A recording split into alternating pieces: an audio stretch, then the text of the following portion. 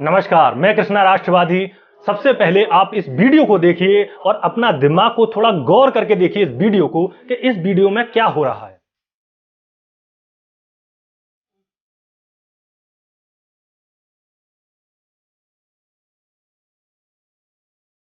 इस वीडियो में आपने देखा होगा कि किस तरीके से एक व्यक्ति हाथ में सिगरेट पिए हुए और लगातार धुएं के गुच्छे बनाते हुए किस तरीके से एक आदिवासी युवक पर पेशाब कर रहा है। आप देख रहे होंगे साफ साफ तरीके से। अगर इसको आप कहें तो क्या कहें। यह घटना है मध्य प्रदेश की, जहां पर भारतीय जनता पार्टी के एक नेता के द्वारा कैसे एक आदिवासी युवक पर पेशाब कर रहा है। इसी को आप भारतीय जनता पार्टी के द्वारा जो हिंदू राष्ट्र लगातार जो आप देख रहे होंगे कि हिंदू राष्ट्र की मांग हो रही है, हम हिंदू राष्ट्र बनाएंगे, तो क्या यही हिंदू राष्ट्र है?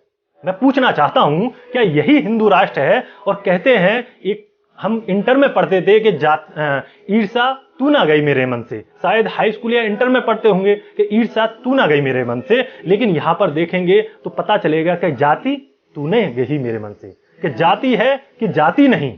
ये जाति का दंभ है जो एक व्यक्ति के द्वारा एक आदिवासी जो शेड्यूल्ड ट्राइब्स के व्यक्ति पर, एक युवक पर पेशाब कर दिया जाता है।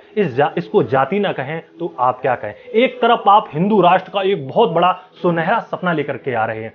आप हिंदू राष्ट्र बनाने से पहले सबसे पहले एक राष्ट्र बनाने के बारे में सोचें, जहां पर सभी लोग हिंदू, मुस्लिम, सिख, ईसाई और जो हमारा भारतीय संविधान कहता है उसी तरीके से हम लोग एक साथ मिलकर के रह सकें, ना कि हिंदू हिंदू के नाम पर बर्बरता अपनाई जाए। आप देखेंगे कि किस तरीके से मुसलमानों को आगे करके एससी, एसटी, ओबीसी को हमेशा मुस्लिम के सामने खड़ा कर दिया है कि आपका जो असली दुश्मन है वो ये है। इस तरीके से पूरे देश में बर्बरता फैलाई जाती है। साथियों, आप देखेंगे कि किस तरीके से जो सुप्रीम कोर्ट के जज हैं ललित और गोयल एक समय पर बात करते थे कि जो एससी, एसटी जो आपका जो रजिस्टर्ड जो केस होते हैं वो फर्जी होते हैं। ये जो एक्ट है इसमें बहुत सारे फर्जी केसेस होते हैं। लेकिन देखिए मध्य प्रदेश के आदिवासियों के साथ में क्या हो रहा है। पहले भी आप एक घटना को भूल गए होंगे कि किस तरीके से एक आदिवासी युवक को किस तरीके से सड़क पर ट्रक के द्वारा खींचा जाता है।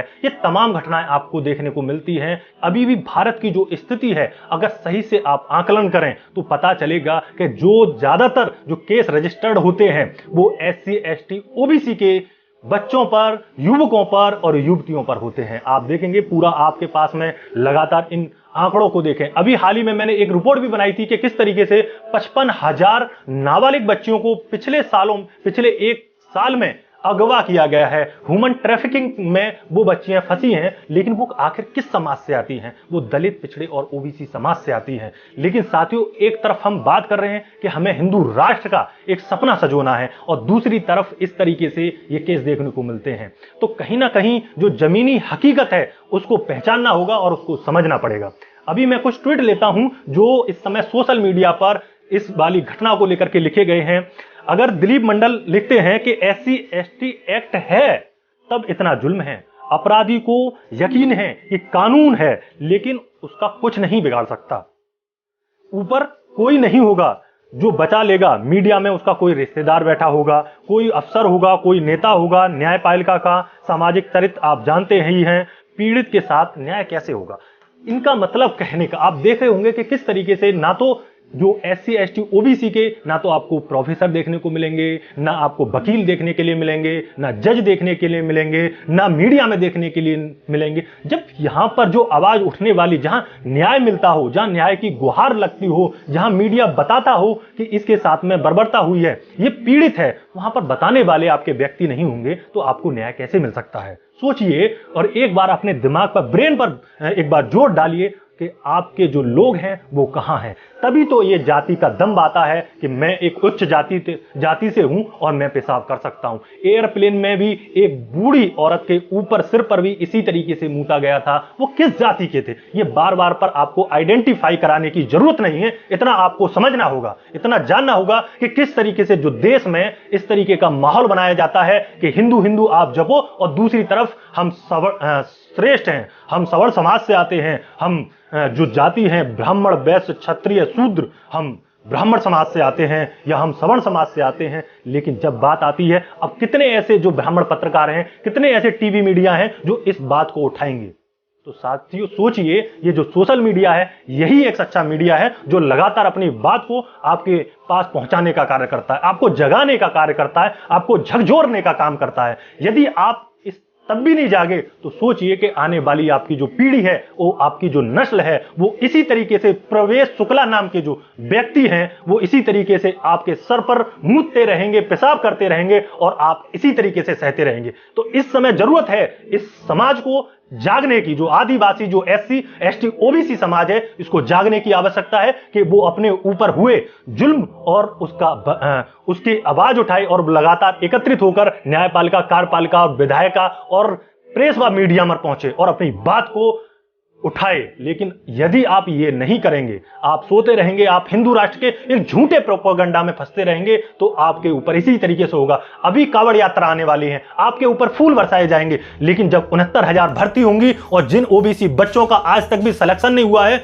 वो बच्चे लखनऊ में जाकर के जब वो प्रदर्शन करेंगे, अपने हक की मांग करेंगे, तो उन पर लाठियां बरसाई जाएंगी। यही है हिंदू राष्ट्र की असली हकीकत। आप देखेंगे कि किस तरीके से जो अपने हक अधिकार की आवाज उठाता है, किस तरीके से चंद्रशेखर पर भी गोली मारी जाती है। वे कौन लोग हैं गोली मारने? अब तो नाम खुलासे भी हो चुके हैं, आप जाकर के देख सकते हैं कि वहां पर भी गोली मारी जा सकती है। और कौन लोग हैं जो गोली मार रहे हैं और किस तरीके से जो Adivasi, scheduled caste, scheduled tribes, OBC के साथ में बर्बरता की जाती है, वो किन के द्वारा की जाती है। तो साथियों, इन सारी चीजों को आपको जानना होगा, झूठे प्रोपेगेंडा से बचना होगा, आपको समझना होगा कि आने वाला जो हम भारत, एक नया भारत देख रहे हैं, उसमें किसकी कितनी हिस्सेदारी होगी।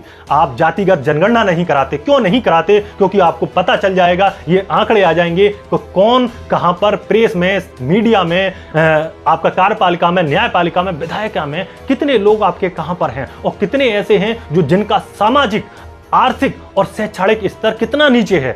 हमें उसी को तो ऊपर उठाना है और यही जातिगत जनगणना के आंकड़े आते हैं, तभी आप इन चीजों को कर सकते हैं, अन्यथा नहीं कर सकते। तो साथियों, आपको जागरूक और सजग और होने की आवश्यकता है। लगातार आवाज उठाइए, लगातार बोलिए, क्योंकि बोलने की जो शक्ति है यही है जो ऊपर तक आपकी आवाज पहुंचाती है। आप देखेंगे कि मोदी जी किस तरीके से अमेरिका में गए और बोलते हैं कि हमारे देश में धर्मनिरपेक्ष देश है, यहां पर जाति धर्म का कोई नामो निशान नहीं पाया जाता। और देखिए इस जमीनी हकीकत को। अगर ऐसी ही आप वीडियो देखना चाहते हैं तो मैं कृष्णा राष्ट्रवादी आपके साथ जुड़ा रहूंगा। जय हिंद। और यदि आप ने इस चैनल को सब्सक्राइब नहीं किया है तो चैनल को सब्सक्राइब करें, बेल आइकन दबाएं और हमसे जुड़ें। जय हिंद, जय भारत।